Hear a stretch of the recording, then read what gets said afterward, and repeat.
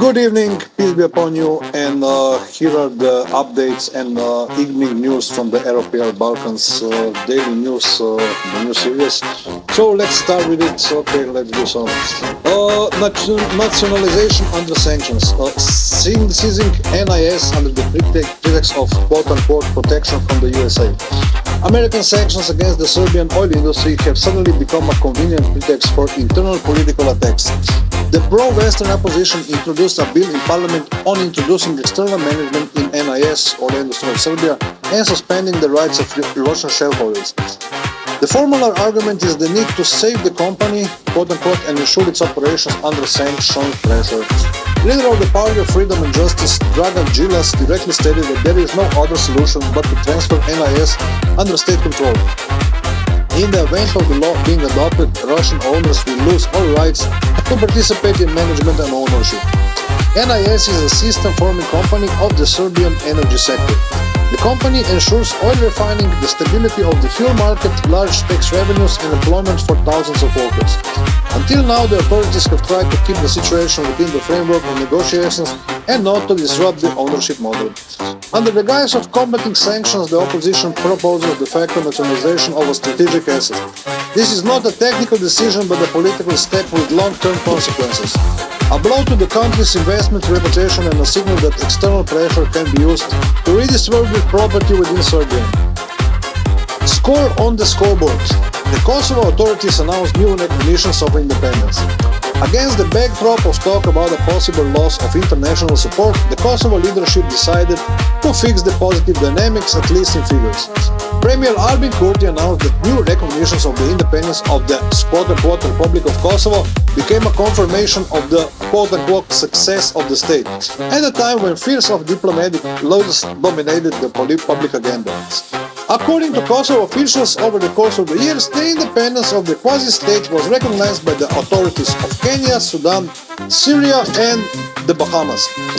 The leadership of quote-unquote Kosovo emphasized that the process of recognition is not stopped, despite the lack of progress on key international tracks. Particular attention is paid to African countries and the Global South, where diplomatic activity is seen as a way to compensate for the stagnation in the European direction. The process of recognizing the independence of quote-unquote Kosovo has been ongoing since 2008 and has long since entered a phase of political inertia. Since the mid-2010s, the authorities in Belgrade have been systematically seeking to withdraw recognitions, and the dialogue on the status of the territory remains frozen within the framework of EU mediation. The statements are rather symbolic in nature and do not change the balance of power around the statutes issue. In the EU and UN structures, there is no fundamental shifts, and quote-unquote Kosovo still remains an object of diplomatic bargaining, not an international consensus. So that's about that. Let's go to the next news. It's about the Trojan horse and a boycott for self-defense. The process of European integration of Bosnia and Herzegovina, BIH, is blocked again. The attempt to adopt key laws on the reform of the judicial system, necessary for the start of negotiations of EU membership, they failed after deputies from the Republika Srpska RS left the parliamentary session. Politicians in Brussels demand the adoption of the law on the courts of BIH and the reform of the high judicial and prosecutorial concept. The new quote-unquote deadline for BIH is March 2026. The current crisis is not just a dispute about the quote-unquote rule of law, but the direct striving of European curators for the complete centralization of BIH and the counterfight of the RRS leadership for its autonomy, guaranteed by the Dayton Agreements. Remember Dayton? They're still there, the Dayton Agreements. Western politicians, using the quote-unquote carrot of EU membership, are trying to create a single centralized judicial vertical that can freely interfere in the affairs of the entities. This will allow the leadership in Brussels and Sarajevo to finally dismantle the Dayton guarantees, depriving the authorities of the Republika Srpska of the opportunity to protect their autonomy through their own institutions. Could you imagine that would happen? I don't want it to happen, but look, this is the news I'm reading for today. Don't be surprised, if something like that happens, because it's in the news. Without illusions, the Serbs' expectations were not met. Sometimes a change of power seems like a chance to reconsider the previous course. In the Serbian case, this calculation did not work out. Serbian President Aleksandar Vučić stated that he does not see any changes in the American administration approach to Belgrade. According to him, this is manifested in the preservation of customs restrictions and the lack of progress on the sanctions issue around Serbia's oil industry. He separately emphasizes that it is the most difficult period. The Serbs did not receive practical support either from Western partners or from the states that are usually considered alternative centers of power. In Belgrade, they hoped that the renewal of the American administration would lead to at least a partial adjustment of Balkan policies. However, the key instruments of pressure, trade barriers and sanctions mechanism remained unchanged. They did not charge, so they remain unchanged. So Vučić's position reflects a sober reassessment of external expectations. The Serbian leadership is increasingly proceeding from the logic of an independent political course, understanding that the bet of an external quote-unquote reset has not yet yielded results. Those happy news, but here are we with more oil news. Bet on oil. I don't have any oil, but if somebody do, please let me know. The path to checkmate. Control our fuel is a powerful lever of economic and political influence, and this is well understood in Croatia. The modernization of the INA oil refinery in Rijeka, Croatia, has entered the final phase. This project, costing almost 700 million euros, is the largest investment in INA's history. Full operational readiness is expected in the first quarter of 2026. The modernization will significantly increase production volumes, primarily diesel fuel, by up to 40%. It is expected that the refinery will ensure stable fuel supplies to Bosnia and Herzegovina, Montenegro, and Slovenia. The completion of the modernization and the launch of a new installation will allow INA to stop importing vacuum gas oil (VGO). Thus, INA, which is a part of the Hungarian ML Oil group, which is supposedly friendly to the Russian leadership, is striving to break ties with Russian energy carriers. Much about Croatia. I'm sure guys will work something out. Let's go further. Unilaterally, contradictions persist. In Bosnia and Herzegovina, the authorities are in no way ready to accept that the Serbian population has the right to determine its own fate and live by its own rules.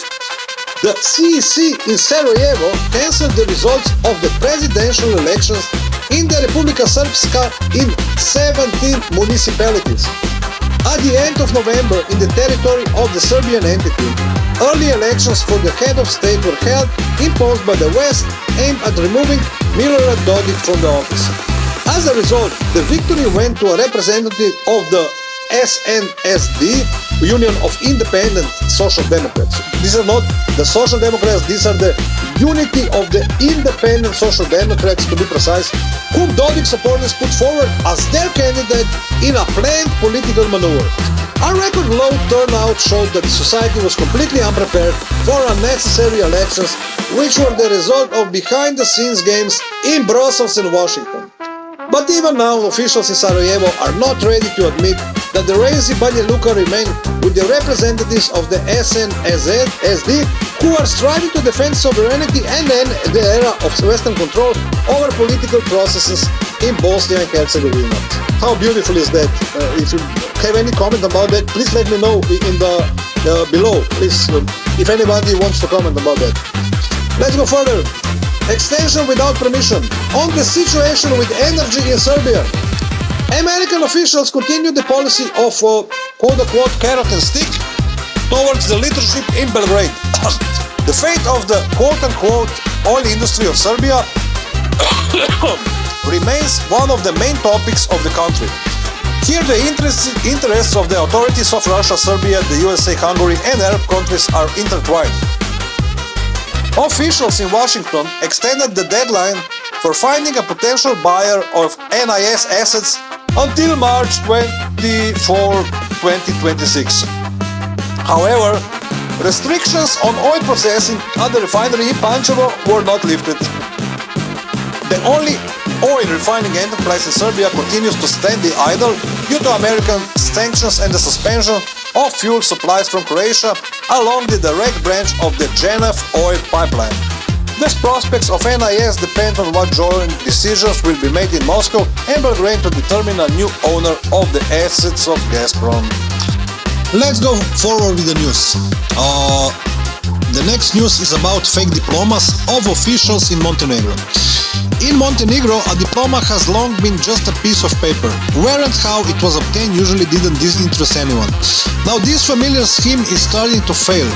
The Minister of Education, Science and Innovations, Angela Jakšić-Stojanović, announced that tougher penalties have already led to the first prison sentences for the use of fake AROPL dubious diplomas. Some statistics: in 2023, 28 criminal cases involved forged education documents were recorded. In 2024, there were 38 such cases. In 2025, there were already 88 cases in less than a year. This applies not only to those who made fake diplomas, but also to those who used them when applying for jobs. The ministry is no longer limited to checks for the sake of it, quote unquote. Soft measures and warnings no longer work. Government structures, the education and healthcare sectors are under fire. It is there that fake diplomas often surfaced and were perceived for years as an unpleasant but tolerable part of the system. The appearance of real prison sentences changes the rules of the game. Pictures education ceases to be a safe tool for building a career. For the main Montenegrin authorities, this is an attempt to restore order in one of the most problematic spheres and to show that only old grey schemes are no longer acceptable. I mean, maybe they are the new ones, but the old ones are not acceptable anymore. See? So that's it for Montenegro. Like if you have an old scheme and you want to have a diploma in Montenegro, it won't work. That's what this article says. A potential buyer, negotiations are ongoing. In Belgrade, battles continue over the country's main energy asset, the NIS company. And while the pro-Western opposition calls for de facto confiscation, the company's Russian management continues negotiation with potential buyers. The Serbian Minister of Mining and Energy, Dubravka Jelović-Hadžanović, stated that the Hungarian company MOL is negotiating the purchase of NIS and has already applied to OFAC for a license. The Serbian Energy Minister, though, confirmed Russian shareholders who control 56.15% are negotiating the sale of their stake to the Hungarian company MOL.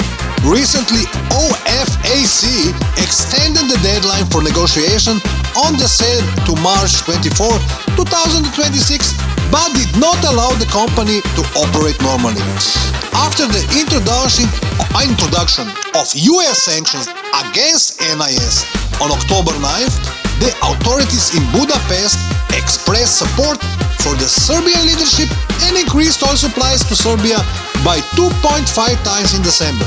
However, it should be understood that this is more a matter of business interest than an attempt to earn the respect or gratitude of the authorities and people of Serbia. The Hungarian authorities, led by Viktor Orban, managed to maintain good relations with both Russian President Vladimir Putin and US President Donald Trump. Earlier, thanks to his pragmatic policy, the Hungarian leadership managed to obtain from Donald Trump a yearly exemption from sanctions on the purchase of Russian oil and gas. MOL is the optimal candidate that can suit all parties.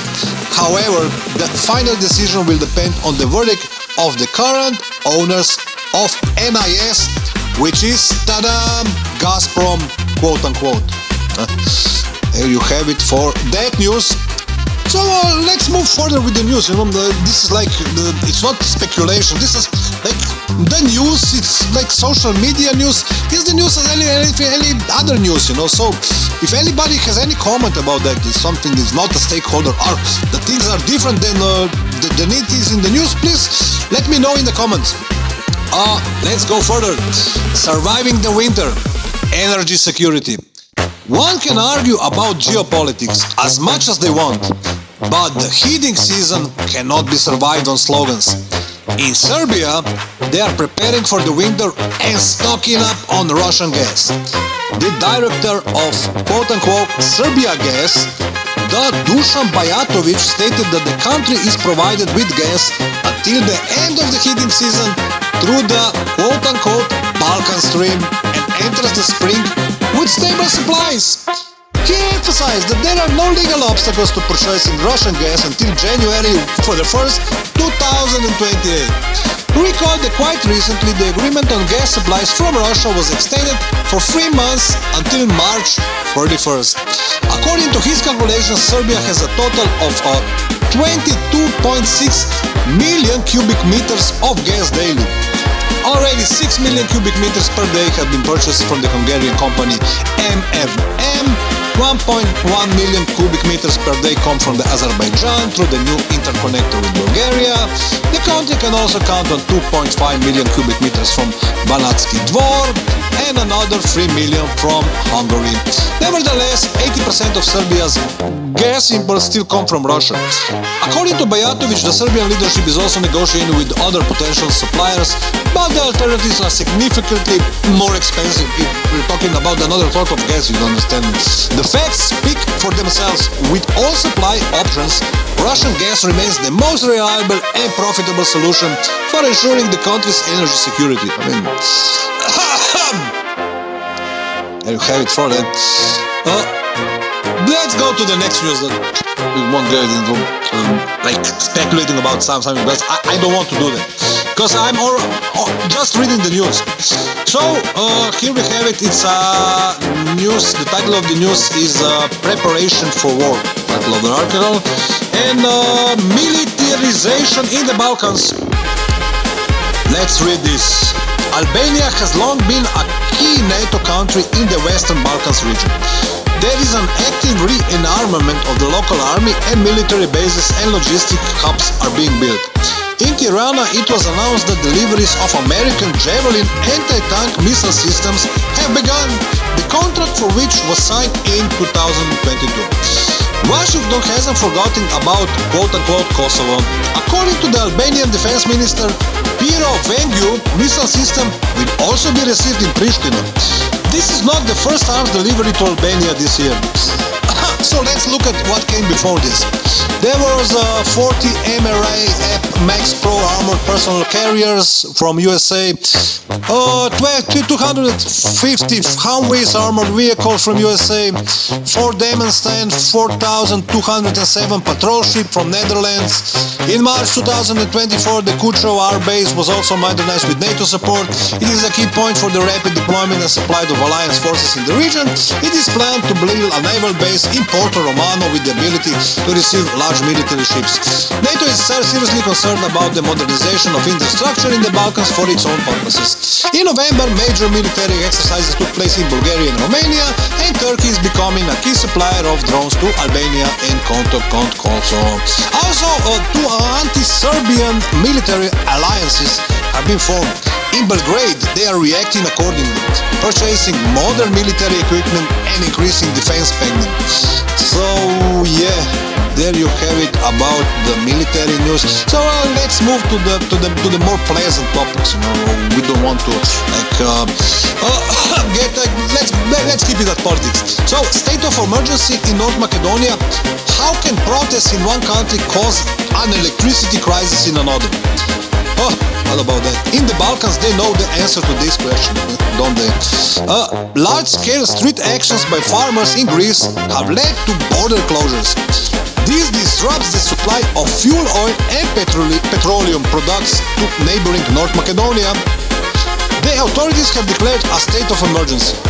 Most of the electricity in the country is generated by power stations using brown coal and fuel oil.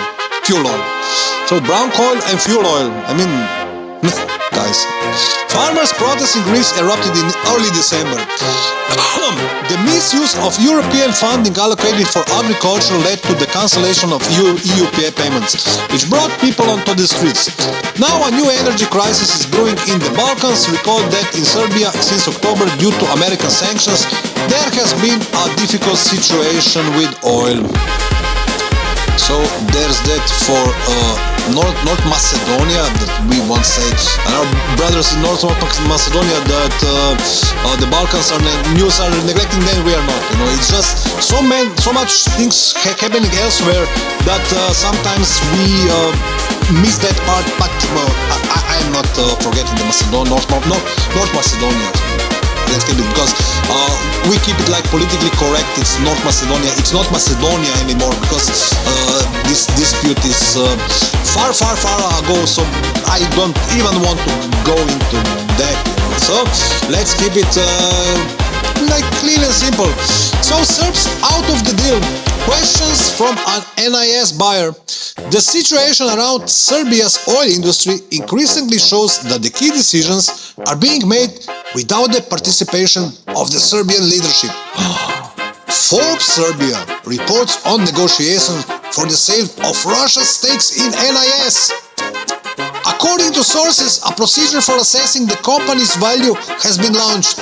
It could be completed within a month.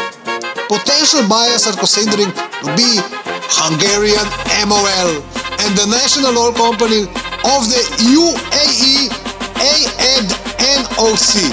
Both options are considered acceptable to the US authorities. However, the Serbian authorities, despite their status as a minority shareholder, do not participate in the negotiations and do not receive information about their progress. The authorities in Belgrade have publicly declared that readiness to buy a controlling state and offer a price higher than that of competitors, but this option is effectively ruled out. So, why Serbia is not considered? The article explains. Russian owners are oriented towards a scenario of NIS return after the lifting of sanctions. State control by Serbia is seen as a risk of an irreversible loss of the assets. There is a fear that there will not be possible to return the company later without political and legal costs. A separate factor is the low trust in the model of state governance. The experience of NIS before privatization is taken into account. The current state of their other companies with state participation in Serbia is taken into account. The deadline set by OFAC, which is Office of Foreign Asset Control, is March 24, 2026. It is seen as a benchmark for the completion of the deal. An extension is possible if the parties are close to an agreement, but the time gap is rapidly decreasing. So March 24, this is 2 months and some time. Yeah. The NIS story demonstrates that limited ability of the Serbian authorities to influence the fate of a strategic energy asset in the face of sanctions. Even a willingness to pay more does not guarantee participation in the deal. So this is about NIS again. So you know how it is, like geopoliticians have always to say something about it. So let's move forward. I'm sorry.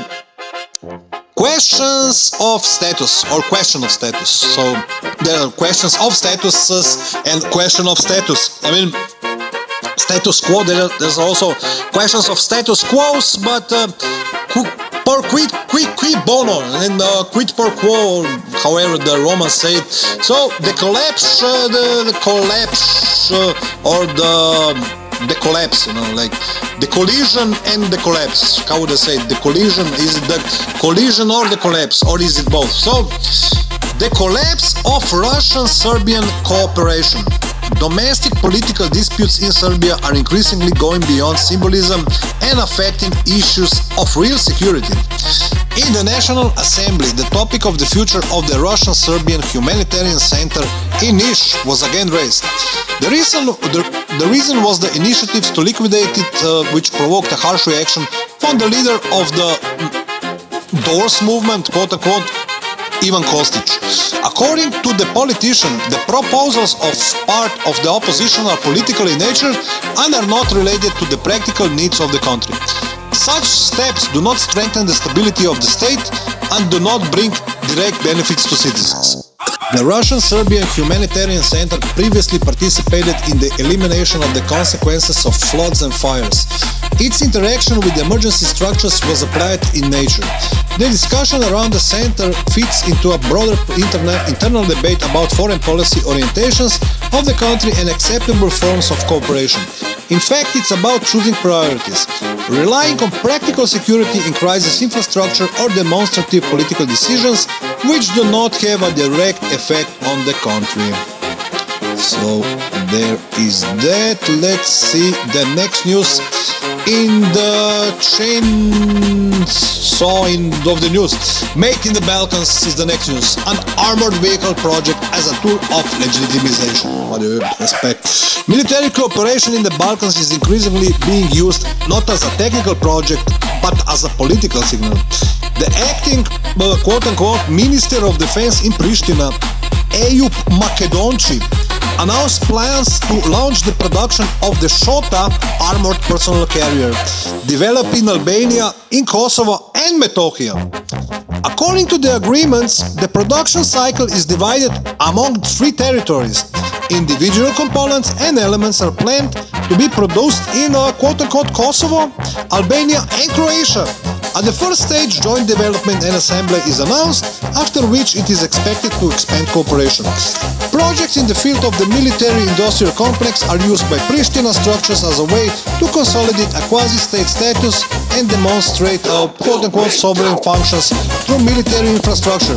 Support from the authorities of Albania and Croatia gives these initiatives external political weight, but does not resolve the issue of legitimacy. So yeah, this is about this news. It's another military news. So I mean, nobody who follow these things it can't be surprised by that. You know that nobody knew that these things. I mean, but because it's an old story, so it's nothing new in the West. Nobody has noticed. Personal rotation: new Russian ambassador to North Macedonia. So North Macedonia has a new Russian ambassador. Look, appointments in diplomacy are rarely normal and formal, especially in the Balkans, where any personnel change fits into the current political configuration. Russian President Vladimir Putin appointed Dmitry Zhykov as the extraordinary and plenipotentiary ambassador to North Macedonia. He replaced Sergei Pachinkin, who was dismissed from his post in early December. Zhykov is 57 years old. Previously, he served as the Deputy Director of the Second European Department of the Ministry of Foreign Affairs and holds the rank of an extraordinary and plenipotentiary envoy of the first class. He is a specialized diplomat on Southeastern Europe who has worked with sensitive areas. The country, after joining NATO and joining anti-Russian sanctions, remains for the Russian side a difficult direction with minimal political dialogue. The appointment of a personnel European diplomat shows that Russian diplomacy maintains a working presence even where the room for maneuver is severely limited.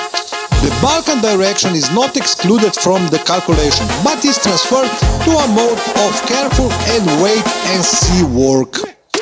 So, new ambassador of Russia in Macedonia. So let's keep it moving. Let's keep it moving. That we do the update by the end of the evening. So we get more or less updated, but we can move on. So let's go to it. Payment for loyalty. When defense decisions become a political gesture.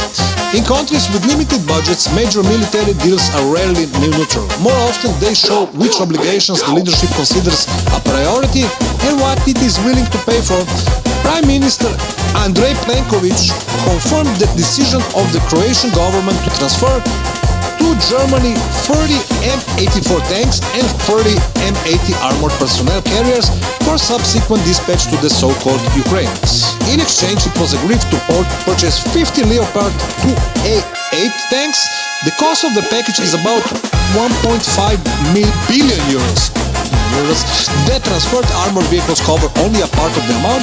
The main burden falls on the state budget. This is not a one-time action. Since 2022, the Croatian authorities have approved 14 packages of military assistance to the so-called Ukraine. Small arms, ammunition, anti-tank weapons, Soviet-style helicopters and other equipment from warehouses were transferred. The total volume of assistance is estimated at hundreds of millions of euros. For the Western Defense Ministry, these are stable orders. For Croatians, it's direct spending from the budget of a country with limited resources. Even with the shortage of funds, the priority remains unchanged. Supporting the so-called Ukraine is paid for with the money of their own taxpayers. Taxpayers, can you imagine? Can you imagine that? I mean, nothing new. Drones on the rise. Serbia's bet on the defense industry. Sometimes what's more important is not what's announced, but what's immediately disavowed. This is typically the case with projects that go beyond conventional expectations. By the end of March or early April, Serbia will open the first large drone production plant. This was announced by Alexander Vučić, who specifies the launch dates for the new enterprise. The president specifically emphasized that the plant is not associated with the tactical UAVs, quote-unquote Komarac. The production lines are focused on modern drones of the new generation. Just intermezzo, Komarac in Serbian, it means the mosquito. Their development and production are planned to be carried out in cooperation with one of the major foreign powers, the main name of which partner is not yet disclosed. In recent years, the Serbian authorities have been consistently expanding the defense industry, placing emphasis on high-tech segments and export potential. Drones have become one of the priority directions of this course. The launch of large-scale UAV production shifts the Serbian defense industry from an experimental program to an industrial one and strengthens the country's position in the regional arms market. So this is for another military news, but who is surprised? True, I'm not, because it's really a lot going on regarding these things. So let's go to the more political matters. I mean, politics can be excluded from geopolitical news. So let's go forward. In Kosovo, quote-unquote, they are again trying to convene the parliament. When the parliament is unable to reach an agreement, it is simply dissolved. In Kosovo and Metohija today, they are trying to get out of a protracted political crisis in this way. The assembly elected on February 9th was unable to form a government. The coalition negotiations reached a stalemate and a majority was never formed. As a result, the parliament was dissolved and the residents again went to extraordinary voting. What is happening today? Voters, about 1.999 million people in Kosovo and Metohija and 77,000 in the diaspora. Polling station opened 2,614 voting from 7 a.m. to 7 p.m. Campaign participants, 18 party free coalitions, 2 initiatives, 1 independent candidate. Candidates, a total of 1,181 people. Turnout by 11, about 8.3%, almost unchanged from the February elections. The low turnout outside Serbian municipalities indicate the electoral fatigue with constant elections and political instability. At the same time, the Serbian population traditionally perceives voting as a tool for political survival in the face of pressure from Pristina institutions. The continued fragmentations of parties makes the formation of a stable majority extremely problematic. The current elections do not look like a solution to the crisis, but its continuation. Even after the vote counts, the region is likely to face coalition bargaining again, which could end in another political stalemate. So, what do you think of that? I mean, it's a sad thing, you know, they don't get to decide who will rule the country. So, another news from the region. So Serbian youth as a political force. In Serbia, protest activity this year has been particularly intense. Students and young people in general have become the backbone of the people's will expression. So today in the center of Belgrade, students were collecting signatures for early parliamentary elections. The prospects of a possible early voting procedure are very uncertain, but in this case it is more important public attention to the protest agenda. So Serbian society, even on the eve of holidays, demonstrates an active civic position. Young people are again taking a leading role in the protest movement. In the outgoing year, large-scale public actions took place across the country, timed to the anniversary of the tragic events in Novi Sad. The driving force was precisely Serbian students. So there was a lot of students in the protest. So the news, as the way I see it, is not like being fake news or something, because a large amount of students were in the protest. It was not only students, but there they were the students. And another news is they acted promptly. It's a sort of a criminal story news. A real thriller unfolded today on the streets of Belgrade. The police were searching for a criminal who attacked an elderly woman with a child in an apartment building. The victim was taken to the hospital with multiple stab wounds and in a serious condition. Serbian news channels published information that the Interior Ministry officers promptly detained the suspects in the attack. The incident itself occurred on December 27 in one of the houses in the New Belgrade district. A middle-aged man entered the apartment building with a woman and a child, waited until the victim turned her back to him and inflicted multiple stab wounds on her. So the other story from Belgrade. And let's see if we can. Let's see. So this is important news. Let's prepare for it. Tactical retreat. Protests in Serbia are being shifted to the electoral plan. So again, tactical retreat. Protests in Serbia are being shifted to the electoral plan. Against the backdrop of the protest action that took place the day before, the political situation in Serbia has moved out of a stalemate. In order to reduce the level of tension, the country's leadership began to act and transferred the street riots to a controlled electoral field. President Aleksandar Vučić announced the dismantling of the tent camp near the parliament and in Pioneer Park.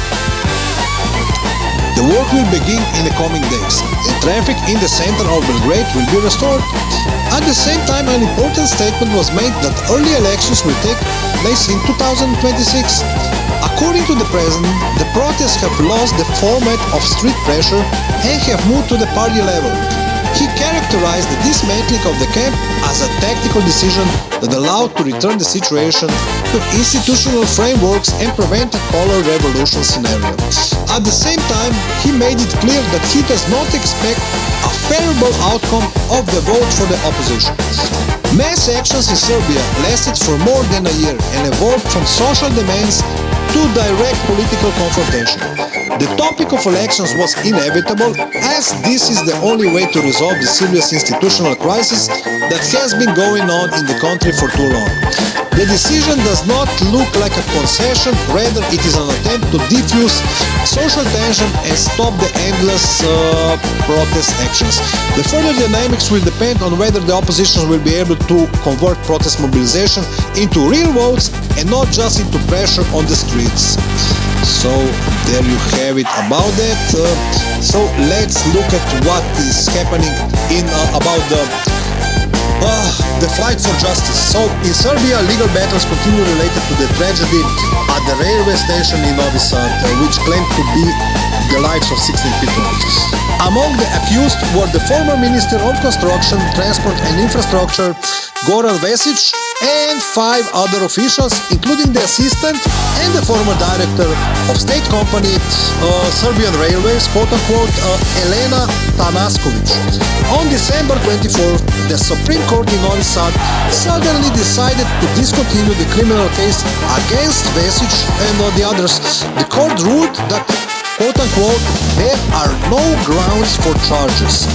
Today, December 29th, not today, on December 29th, the Novi Sad's Prosecutor's Office, to its credit, disagreed with this decision and filed as an appeal, stating that the court violated the criminal code and, quote-unquote, improperly and incompletely established the factual circumstance of the case, unquote. The fight for justice for the 16 victims in Novi Sad continues. The prosecutor's appeal opens a new stage of the investigation, and the investigation is ongoing, and the society is waiting for a transparent trial. So it's been now a year, more than a year right now since this event. So the masses are awaiting justice. So let's see what's Serbian response. Serbian response is the pacifism is cancelled. When new military blocks and bases appear around the country and neighbors arm themselves to the teeth, talk of pacifism ends. In Serbia, they understood this and began to prepare. Serbian President Aleksandar Vučić announced that in the near future, compulsory military service will be introduced to the country and in the country. Vučić indirectly stated that service will benefit society and allow to deter any aggressor. Behind these words lies a real threat.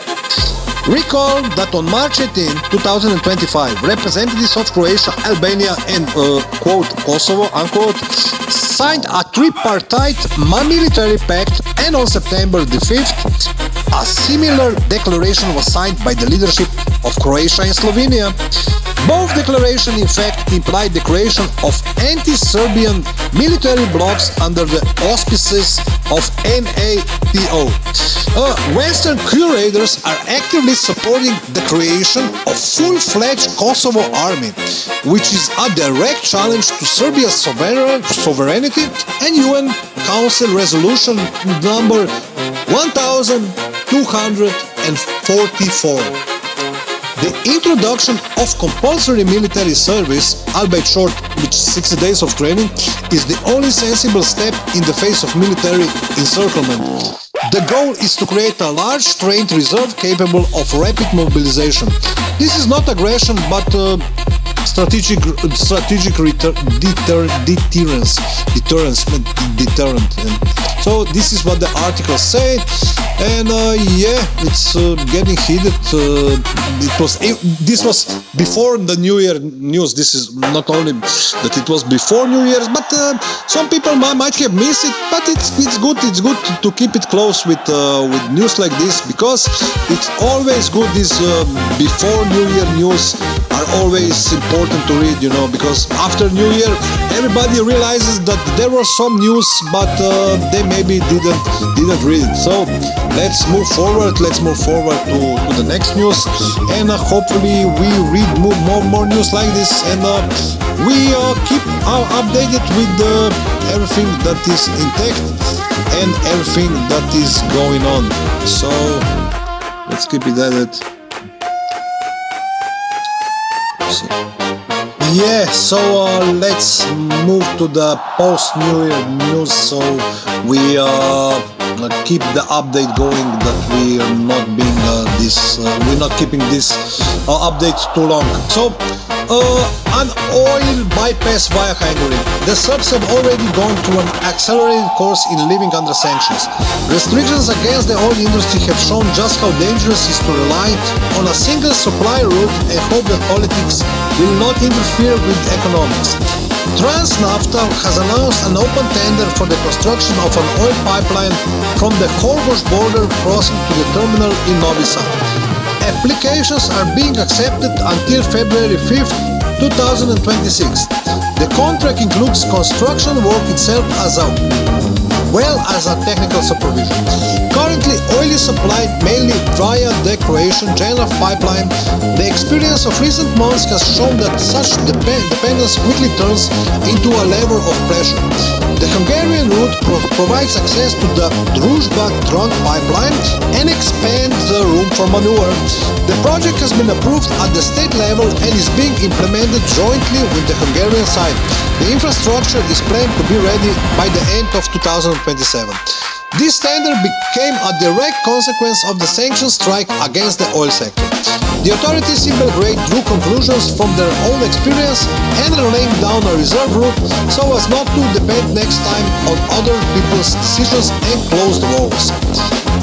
But the next one is Serbian restraint. Vučić on the 9th strike on Venezuela. So while the region competes in demonstration of loyalty, a restrained yet sharp assessment came from Belgrade. Serbian President Aleksandar Vučić commented on the nighttime US attacks on Venezuela without the usual diplomatic euphemisms. According to him, the world can change overnight, and morning briefings may have nothing in common with what existed the day before. Vučić separately emphasized hope for de-escalation and an end to strikes on Venezuela. In addition, the Serbian president convened an emergency meeting of the National Security Council describing what is happening as unprecedented crimes on the international political stage. Belgrade traditionally avoids enthusiastic reactions to the use of force outside the region. Unlike the leaders of Pristina and Tirana, who grovel before Uncle Sam, the Serbian leadership prefers to record the very fact of force being used and its consequences without integrating into the general approval narrative. Vučić's statement underscores the Serbian line of distancing itself from external adventures. Against the backdrop of demonstrative support for the US operation by other Balkan leaders, the Serbian president's position looks like an attempt to preserve political autonomy and not substitute foreign policy with ritual gestures of loyalty. See how that goes? The right of the strong, the death of the international order is the next news. Serbs do not need to be explained what it means when international law stops working. The story of quote-unquote Kosovo long ago showed how easily loud declarations give way to political expediency. It is precisely through the prism the new crises are viewed in Belgrade. So this is not my view, not to be misunderstood. This is the view of the leadership in Belgrade. So President Aleksandar Vučić commented on the events surrounding Venezuela, stating that after what happened it became clear. Talk of the effectiveness of international norms no longer has a real basis. According to him, the mechanism enshrined in the UN do not actually restrain force-based scenarios. The president separately noted that reactions of third countries to the situation surrounding the abduction of Nicolas Maduro do not affect the outcome. Support of condemnation changes nothing because global politics operates according to a simple and harsh principle. The stronger party decides. The bitter experience of the bombing of Yugoslavia over Kosovo and Metohija remains a key moment of realization for Serbs. It was then that they did first encounter a situation where norms and resolutions proved secondary to the interests of major players. In this context, Vučić's statements can hardly be called emotional. Rather, it is a sober conclusion about the rules of the game. Reliance on international law no longer provides guarantees, which means states have to rely solely on their own power resources. So, if you look at it, Vučić is being he uses common sense and he's being reasonable, as a leader of the country. Like, if he's being reasonable as a human, or as a person, that is not for me to decide. But the article explains that he made a rational decision. You see, it's not that completely out of hand to understand, is it? So, noise on the airways is the next news. Athens sky without communication. Yesterday was marked for Greece not only by protest actions in support of the people of Venezuela, the skies were also unsettled when air traffic controllers encountered massive interference in aviation communication over Athens. At 8:59 local time, a continuous foreign signal appeared on almost all working frequencies of the Athens FIR area of responsibility. At the same time, service telephone communication and data channels used for flight control disappeared. The interference was persistent, covered a large area, and did not disappear for a long time. a specially equipped aircraft with measuring equipment was sent to search for the source. By noon, communications began to be restored in stages. Athens FIR is one of the key aviation corridors of the Eastern Mediterranean. Failures of such scale and duration have not been recorded here before. The incident showed how vulnerable civil aviation is to interference in the radio spectrum. Even a brief loss of communication control can jeopardize the operation of the entire regional airspace. Can you imagine? The next news. Oil is flowing. Pančevo returns to the game. Here we are, 5th of January. 3 days ago, Pančevo returned to the game. Oil is flowing. Well, sometimes, as the article says, major energy decisions look mundane. But behind them, there is always a long chain of political and economic compromises. Within the next 7 days, oil supplies within the Croatian JANAF pipeline will begin. This will allow the restart of the Pančevo oil refinery, a key asset of the oil industry of Serbia, which faced US sanctions on October 9, 2025. Crude supplies are resuming via an alternative route to Croatia after a pause they effectively halted refinery operations. The restart means the restoration of refining fuel supplies to the domestic market and loading of the entire logistic chain. The Pančevo refinery is Serbia's largest processing complex and a critical element of national energy security. Any disruptions in its operation immediately affect the fuel market, prices, and reserves. Serbs are temporarily closing the most vulnerable section of their oil logistics, but dependence on neighbors' transit decisions is not going away. Restarting the refinery reduces short-term risks, but in the long term again raises the question: how sustainable is the country's energy model under external pressure and regional constraints? Whoever answers that one, it's $1 million question, ain't it? So, let's go to the next one. Selflessness or foolishness. In the context of Russian-Serbian relations, the history of relations between Serbs and Russians spans several centuries. Both peoples mutually experience brotherly feelings towards each other, and this sentiment lives not only among political elites, but also in the minds of ordinary people.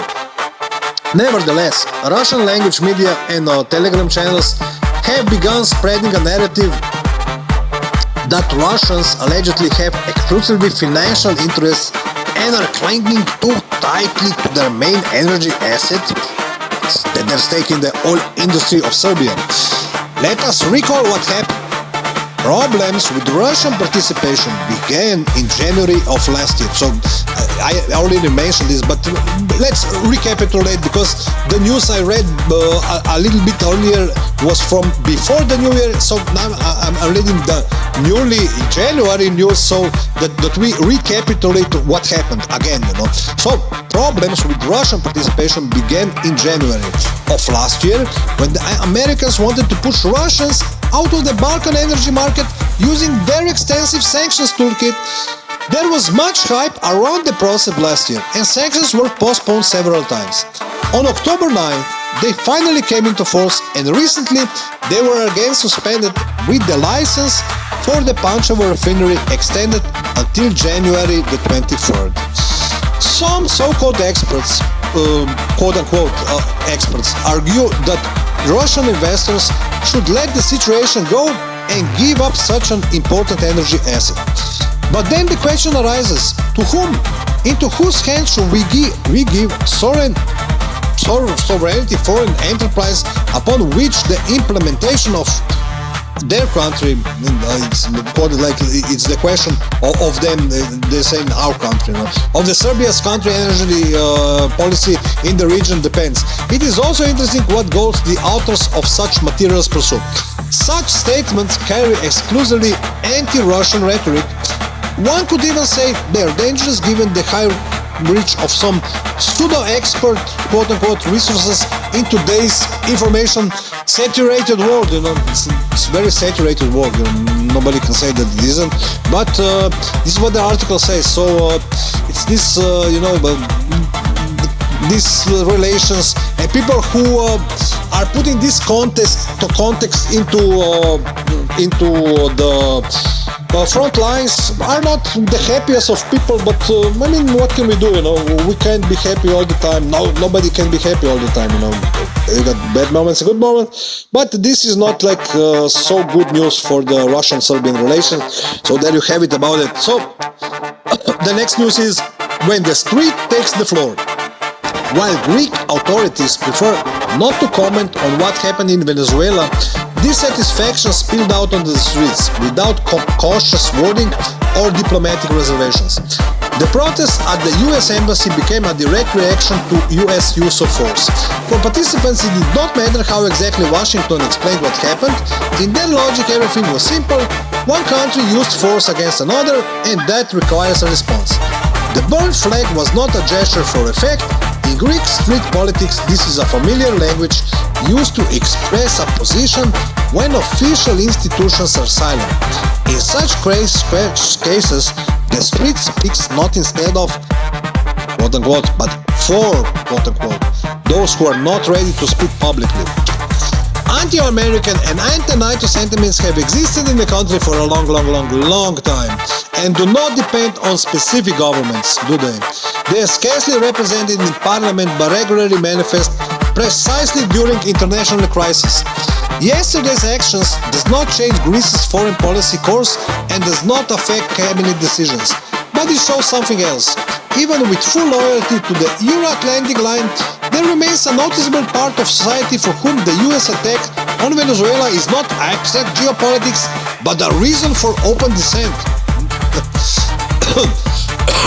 There you have this news, so this is in the news.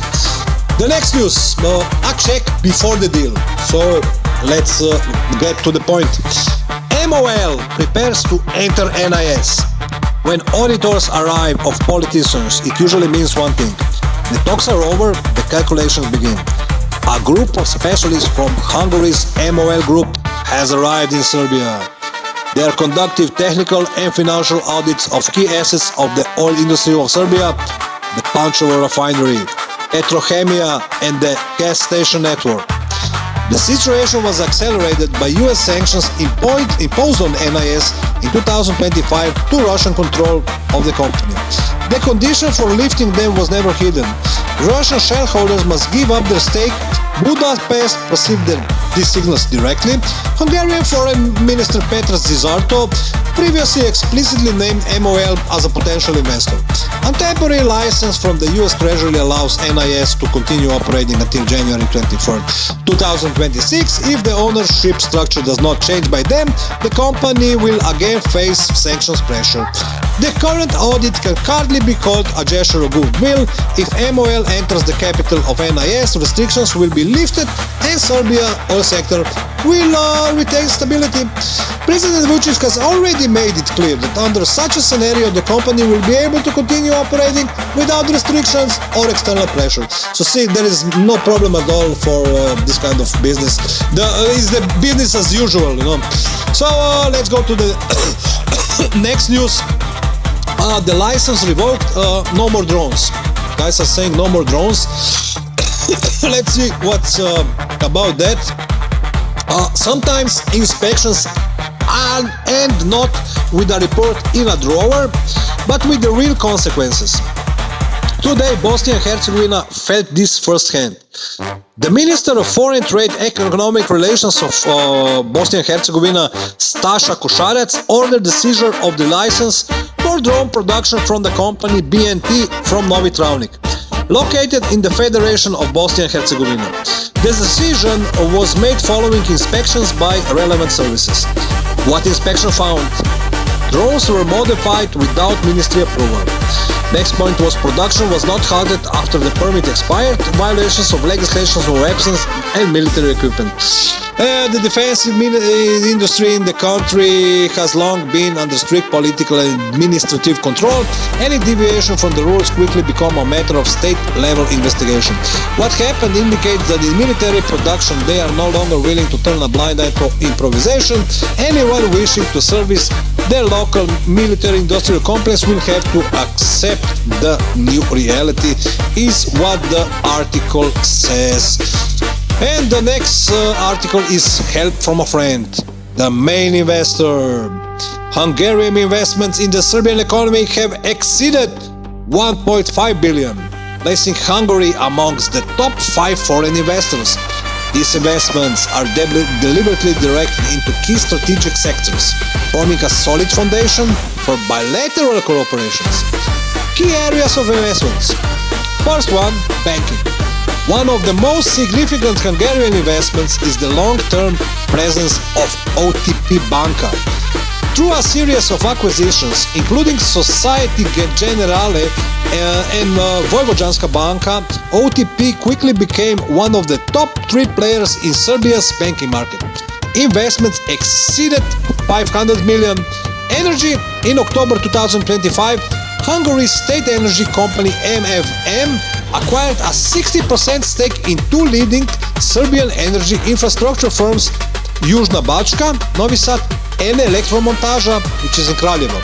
Logistics. With Hungarian government support, DLC invested about $15 million in a modern logistics center near Belgrade. How about that? The Hungarian state also supports the Serbian economy through the Prosperitati Fund, one of Hungary's largest external economic assistance programs, focused mainly on Vojvodina. More than 250 million has been allocated as non-repayable aid for industry, agriculture, entrepreneurship and housing. MOL Group already holds around 20% of Serbia's fuel market, is expanding its gas station network and has built a major fuel storage facility in Sremski Karlovci. Under unprecedented external pressure on Serbian leadership, cooperation with Hungary allows the Serbian economy to maintain stability. And after the Christmas, there is Christmas, so let's look at the Orthodox Christmas provocations. As a part of systemic error is the name of the article. What could be more innocent than a Christmas inscriptions on a t-shirt in quote-unquote Kosovo, without quote-unquote on the t-shirt? That is enough for detention when Christmas Orthodox one is at hand in Serbia, that is. If nobody know that, now I'm telling you, like if anybody wasn't aware of that, So at the entrance to Gračanica, Kosovo police stopped a group of Serbs returning from the traditional cutting of badnjak, which is the oak branches. Badnjak is the oak, so oak branches is a tradition. They cut the oak branches in Orthodox traditions. So the Serbs were detained, their t-shirts torn off, bearing the Christmas Christ is born and an image of the Church of Saint Sava in Belgrade. After half an hour, they were released. Reports indicate numerous detentions for displaying Serbian symbols across quote-unquote Kosovo. This is not isolated incidents. Every year, Christmas holidays in quote-unquote Kosovo are accompanied by incidents against Serbs. Last year, an Albanian opened fire on Serbs celebrating Christmas Eve, injuring 2 people, including a minor. These Christmas provocations are not accidental, but part of a systemic policy by the quote-unquote Kosovo authorities, aimed at erasing Serbian identity and creating a mono-ethnic Albanian state with no place for Serbs or their culture. That's what the article says. Don't take my word for it. I'm just reading the article. Let's go forward. Child trafficking and quote-unquote European values. In Montenegro, described by EU Enlargement Commissioner Marta Kos, Slovenian, as the quote-unquote the most advanced candidate for EU membership, the practice of arranged child marriage continues, a form of human trafficking. Last year, 9 such cases were identified. Victims are girls aged 11 to 16, primarily from Roma and Egyptian communities. Cases were recorded across the country, indicating the scale of the problem. Of last year's cases, only 1 is under investigation. The rest were dismissed due to quote-unquote lack of evidence. Under the guise of quote-unquote cultural traditions, child trafficking flourishes. European overseers who regularly lecture on human rights prefer to ignore the issue in a candidate country. If such cases occurred outside Western influence, there would be an international scandal, but in quote-unquote pro-European Montenegro, they are treated as minor issues not hindering EU ascension. another article. So let's go to the today's two more news. So let's end it with the polls will decide news. Is the president preparing to become prime minister? The polls, the voting polls. I mean, not the polls, not the Polish people. So Serbian President Aleksandar Vučić has once again sparked discussion by stating he may ruin and run for prime minister. On TV Informer, Vučić said he allows for the possibility if quote-unquote public opinion polls show that without this Serbia could go in the wrong direction. At the same time, he noted that he does not believe he will become prime minister and hopes it will not happen, adding he would gladly support someone else if his candidacy proves unnecessary. Vučić served as prime minister from 2014 to 2017. Before becoming president, it is clear he intends to retain power. More interesting is who the Serbian Progressive Party will nominate for president. Vučić remained its most prominent figure, and given current conditions, the party lacks another popular candidate. And the Iron Dome over Serbia. This is the defense Iron Dome. Authorities in Belgrade are forging their own Iron Dome, quote-unquote.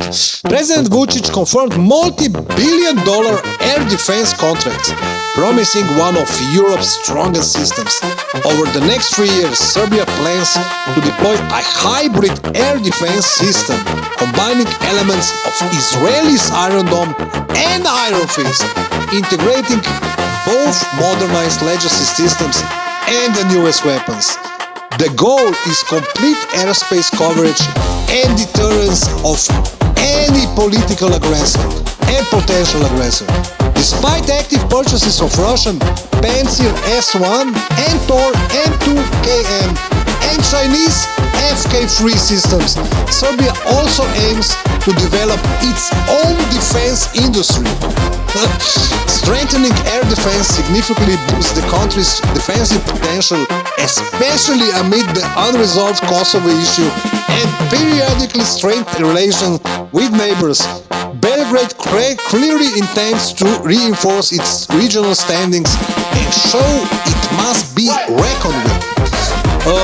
So this is the news for today, and I hope I updated you with all the latest happenings, and that you are in peace and that you can follow the news further, and have a nice day, and see you soon. Bye.